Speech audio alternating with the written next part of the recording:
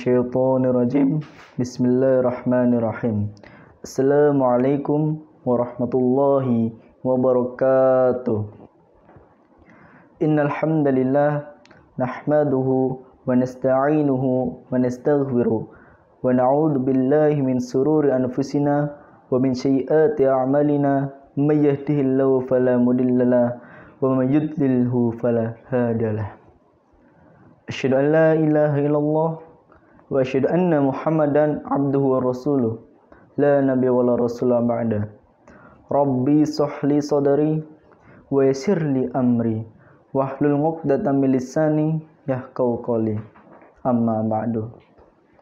Awalan habina nazkurullaha azza wa jalla allati qatata'na fursatan ghaliyan fi hadal makan al mubarak. Sanian salatan wassalaman daimaini mutalazzimaini ala habibina Muhammad allati qad hamalan nas minad dhulumati ilan nur innama bu'istu liutamima makarimal akhlak. Muhammadiyah adalah gerakan Islam di Indonesia yang terbesar. Pendiri Muhammadiyah adalah Kiai Haji Ahmad Dahlan.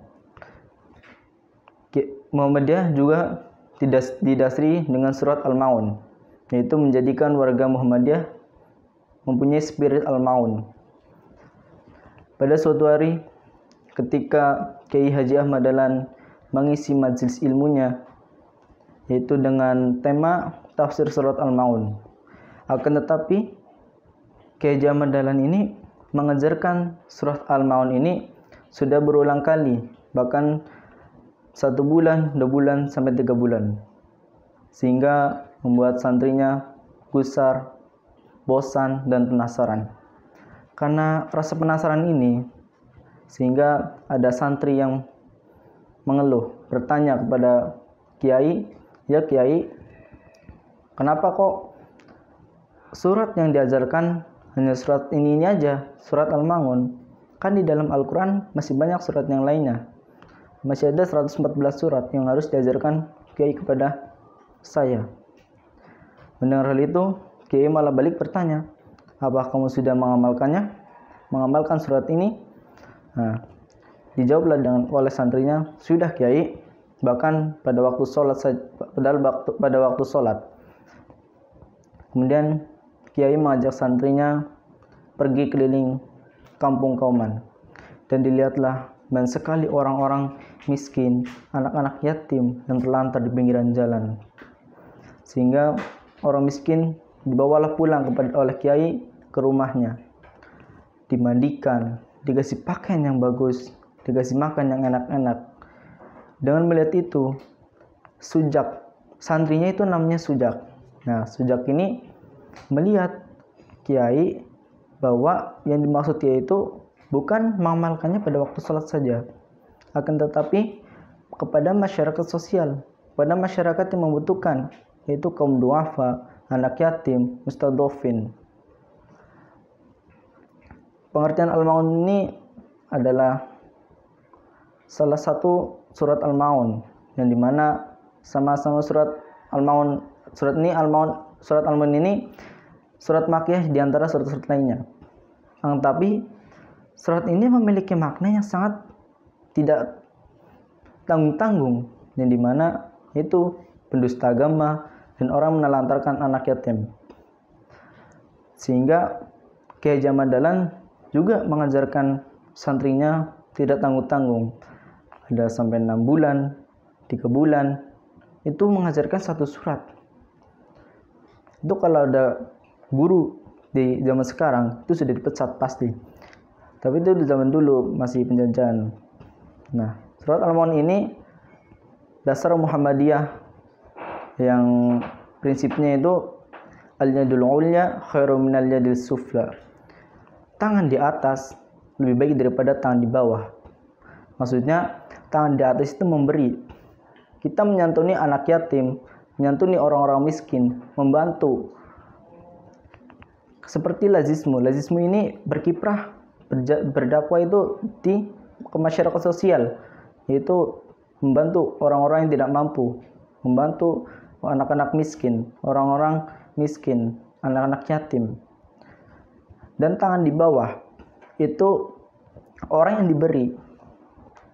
Tangan di bawah itu orang diberi. Jadi pengertian al-maun ini yang pertama tadi salah satu surat Al-Qur'an yang di antara surat-surat Makkiyah lainnya. Dan yang kedua ya al-yadul ulya khairum minal yadis sufla. Tangan di atas lebih baik daripada tangan di bawah. Jadi ada dua pengertian. Adapun amal al-maun. Amal al-maun itu apa aja sih? Amal al-maun ini ada 4. Yang pertama, menolong dengan harta, menolong dengan tenaga, menolong dengan jasa, dan menolong dengan ilmu. Pada saat zaman Rasulullah ini, sahabat-sahabat bahkan Rasulullah SAW itu sudah mempunyai sifat al-maun. Ada salah satu sahabat yang bernama Utsman bin Affan.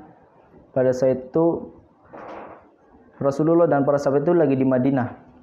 Nah, di Madinah terkena kemarau yang sangat panjang, sehingga banyak sumur-sumur di sana itu yang kekeringan.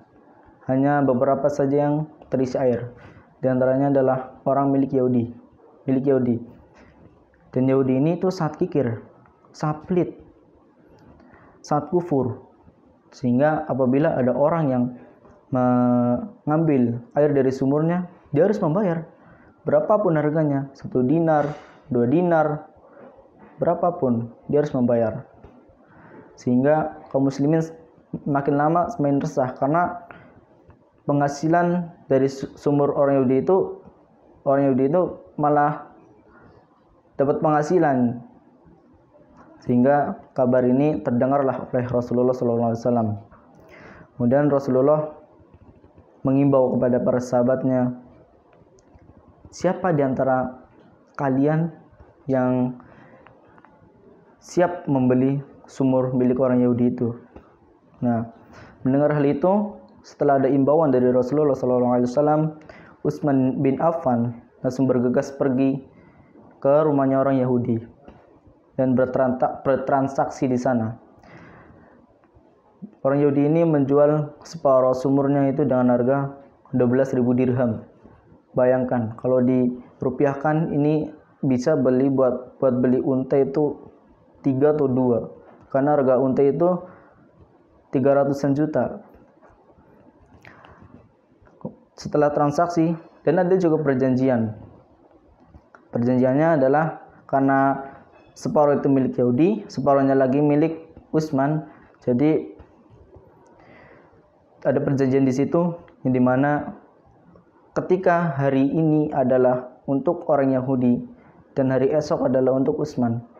Nah, kesempatan dong kalau pada saat Utsman, hari hanya Utsman, banyak kaum muslimin yang mengambil air, bahkan mengambilnya itu tidak tanggung-tanggung, banyak sekalian untuk 2 hari ke depan agar tidak membeli kepada orang Yahudi, tidak membayar kepada orang Yahudi. Nah, bahkan sumur itu, jadi sifat Utsman ini itu menolong dengan harta dan jasa. Kenapa dengan jasa? Karena jasanya Umar itu sampai sekarang dan hartanya juga sampai sekarang. Sampai sekarang sumur itu masih ada di Madinah, sehingga dimanfaatkan oleh orang-orang Madinah. Dan pahala amal jariyah Utsman ini ngalir terus walaupun Utsman tidak ada. Walaupun juga Allah Subhanahu wa taala memiliki sifat al-maun, yaitu memberi rahmat. Hujan itu rahmat Allah. Hujan ini gunanya untuk menumbuhkan tanaman-tanaman hamba-hambanya dan juga memberikan berkah, karena doa pada saat hujan turun itu mustajab. Doanya itu Allahumma sayyiban nafi'an. Nah, adapun amal al-maun yang lainnya yaitu dengan jasa. Kita meminjamkan pulpen kepada temannya, itu menolong dengan jasa, itu termasuk spirit al-maun.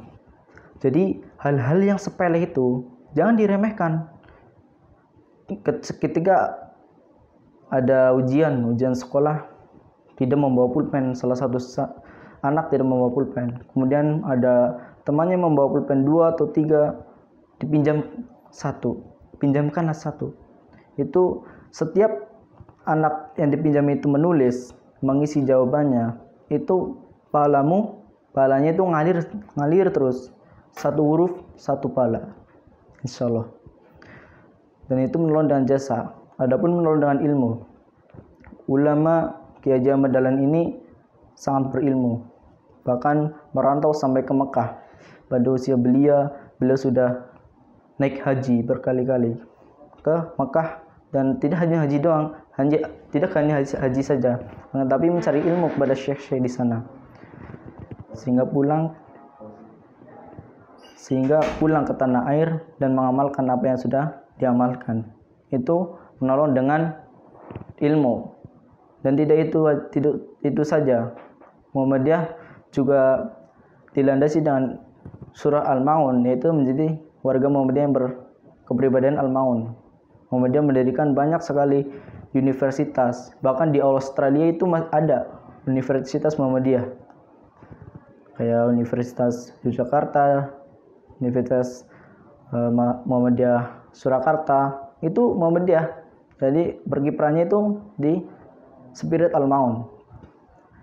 Kesimpulan yang bisa diambil adalah al-yadul ulya khairu minal yadis sufla. Tangan di atas lebih baik daripada tangan di bawah. Demikian apa yang bisa saya sampaikan, kurang lebihnya mohon maaf. Nun wal qalami wa masturun, nasrun minallahi fatul qarib. Wassalamualaikum warahmatullahi wabarakatuh.